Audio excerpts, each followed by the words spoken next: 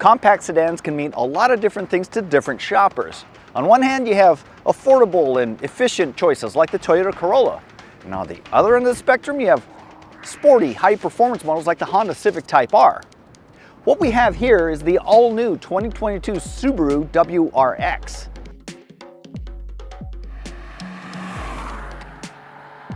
Now it sort of splits the difference. It's more engaging and sporty than the sedate Impreza, but not quite as spicy as the forthcoming STI that should be coming later in the year.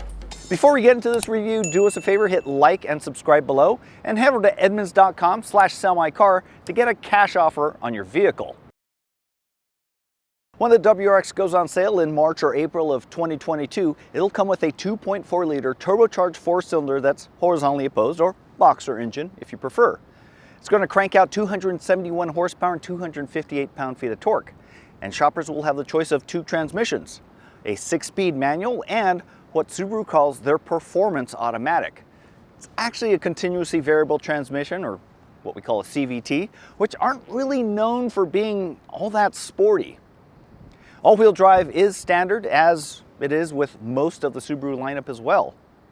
Today we're going to be driving the manual transmission WRX, and I have to say I'm pretty excited. It's been a short while since I've had 3 pedals to work, so yeah, I'm kind of jazzed. Plus, I don't know really what to think about that CVT.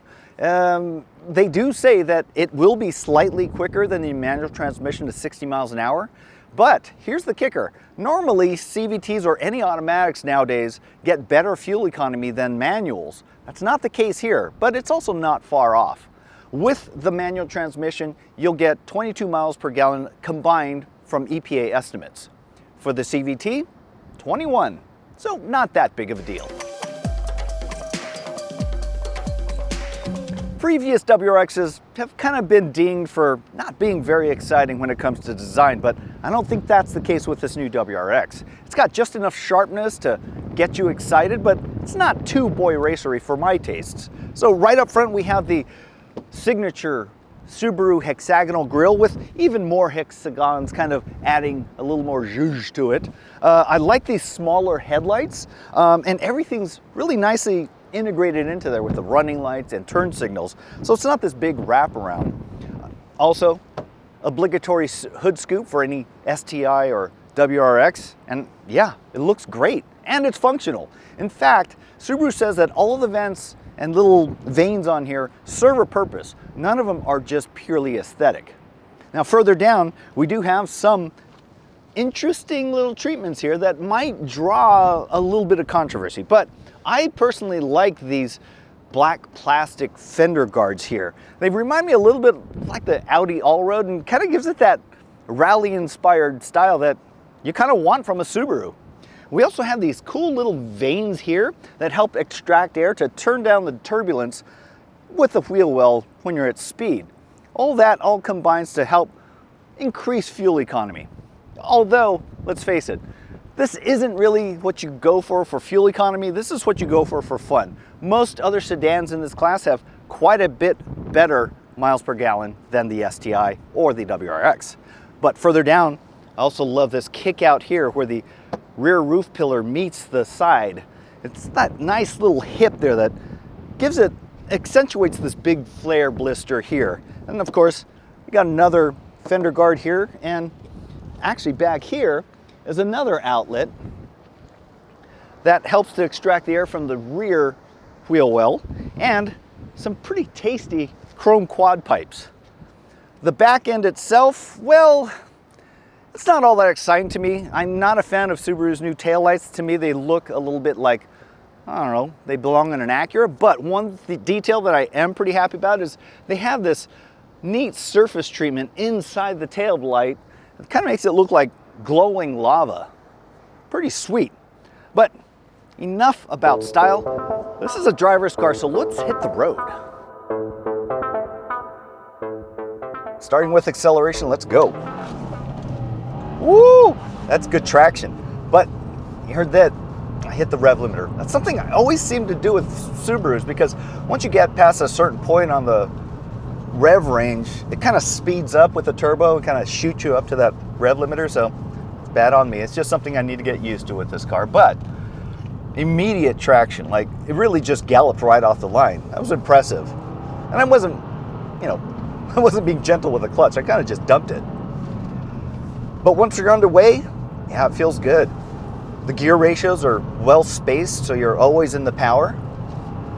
It's easy to row through those gears.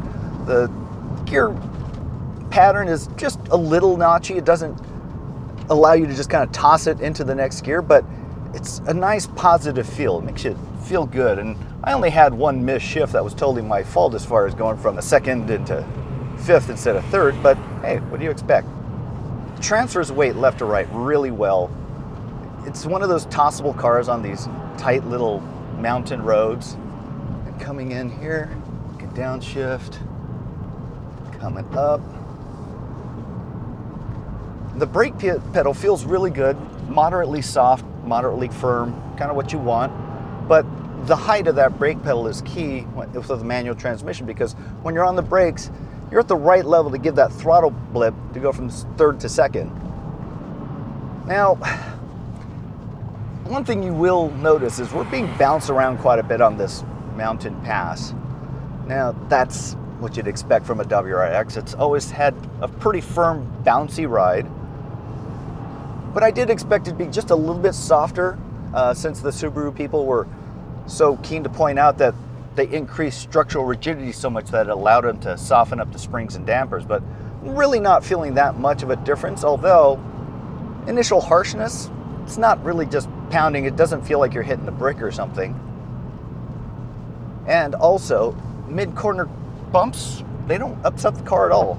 All four wheels are placed really well on the pavement, gives you all that confidence. Of course, with all-wheel drive, you have that confidence of getting pulled out of turns as well. Now, so far, I haven't had any real wheel spin. Now, road noise, yeah, it's definitely still there, and it's a lot more prominent than you'd get with something like a Civic Si or Hyundai Elantra. It is pretty loud when it comes to road noise, and also debris hitting the underside of the car. There just doesn't seem to be as much sound insulation as you get from, say, more traditional sedans. To the WRX's credit, though, outward visibility deserves some real praise. This roof pillar here, the A pillar, is super thin. I don't know if there's a thinner one out there, to be honest. And when you compare it to some of the luxury vehicles where they have all these airbags and stuff piled in there, they get ridiculously thick. Right now, it's really nice to be able to look right through it in tight left turn without having to bob my head back and forth. These seats are also really good. They're a little more aggressively bolstered than the previous generation, and that's helping to keep me anchored really well in the seat when we're taking turns. I don't have to feel like I have to hold on to the steering wheel for dear life. And as you get up into the higher trims, you also get the faux sway that also keeps you in place even better. At the top of the range with the GT, you can also get Recaro seats with even more bolstering. As far as interior design goes, the WRX doesn't really break new ground, and I'm kind of okay with that. The dash shape itself is pretty simple and horizontal, and it's obviously dominated by this massive touchscreen in the middle.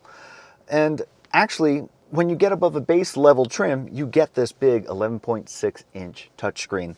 And they have just enough physical buttons for shortcuts to make me happy. So you have a volume knob, you have quick little controls for temperature as well as defrost. So just enough for the stuff I typically am going to be hitting on a regular basis.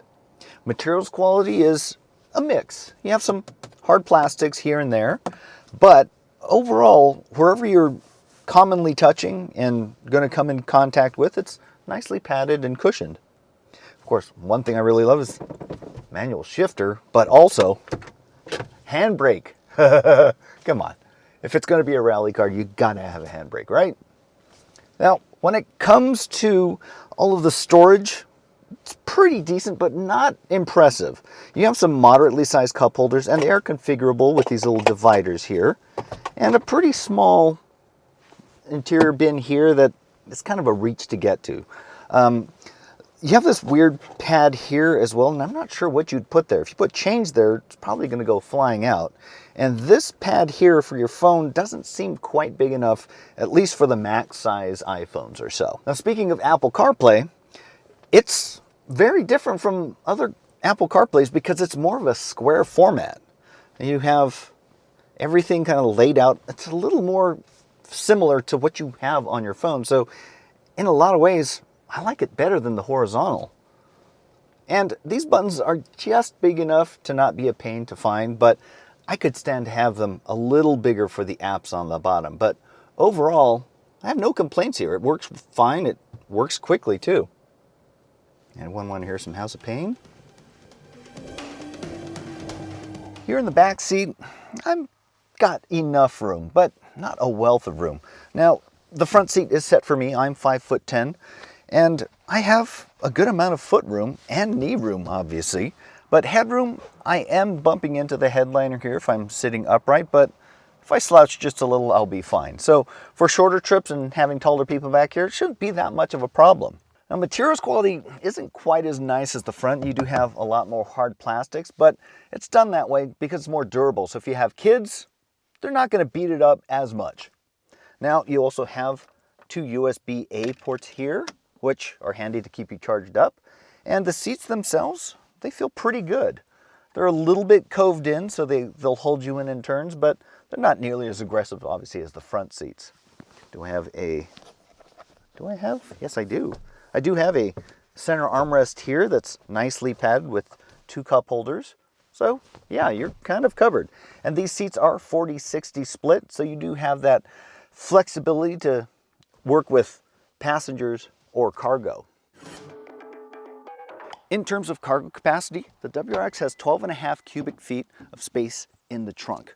Now on paper, that's maybe 1 or 2 cubes smaller than the competition, but when you look at this, it should be adequate or more than adequate for most people. Pretty sure I can get everything I need in my life in here without any problem. And helping matters is this wide opening and low liftover, which really makes it easy to load bigger and heavier and awkward things. All right, so we've logged quite a bit of miles on this WRX, and yeah, I like it. But of course, where does it stand in its class against things like the Honda Civic Si, Volkswagen GTI, and maybe Mazda 3 Turbo? Pretty close. I mean, I had a lot of fun driving this. It really bounds back and forth on these switchbacks perfectly. It's kind of everything you wanted from a WRX with all that rally heritage. Now, one thing we didn't get to drive that I'm a little disappointed over is that CVT performance transmission. So hopefully we'll get a good indication of how that's actually going to drive in the near future. One thing about that GT also, it sounds pretty enticing with all the features you get, as well as, a first for the WRX, adaptive dampers. So you can dial back some of that ride harshness and go to comfort mode, but then get right back up to sport mode. The only thing that's keeping me from suggesting that is it doesn't come with a manual transmission. To me, I think that's the deal breaker, because a lot of the fun I had today was down to that stick shift and the 3 pedals. It's been a while, and I have to say it was refreshing to have that much fun dancing again on those pedals. Of course, the one bit of information we don't have that's very important is pricing. But Subaru assures us that it will be very similar to the outgoing WRX. So let's count on around $30,000 for a starting price, maybe up to $37 or $38 for the GT, which is kind of a bargain when you consider the performance and practicality of this vehicle. For more information on the WRX, all of its competition, and to find out where it fits into our rankings among small sedans, head on over to Edmunds.com.